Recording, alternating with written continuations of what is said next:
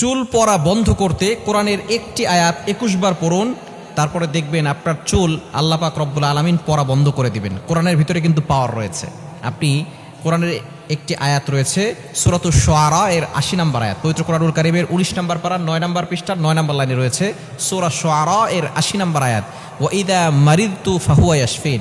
আপনি জাইতুনের তেল নেবেন, জাইতুনের তেলের ভিতরে ওয়া ইযা মারিদতু ফাহুয়া ইয়াশফিন এটা ২১ বার পরে ফু দিয়ে ওই তেলটা আপনি আপনার মাথায় ব্যবহার করবেন। ইনশাআল্লাহ ৪১ দিনের ভিতরে ভালো একটা ফলাফল পাবেন।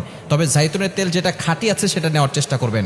আল্লাহ পাক রব্বুল আলামিন জাইতুনের ব্যাপারে কোরআনুল কারীমের ভিতরে আয়াত নাজিল করেছেন ওয়াত-তিন ওয়াজ-জাইতুন। সুতরাং জাইতুনের তেলের ভিতরে অনেক পুষ্টি রয়েছে এবং কোরআনুল কারীমের ভিতরে পাওয়ার রয়েছে। আপনি এর আমল করলে অবশ্যই ভালো একটি ফলাফল পাবেন।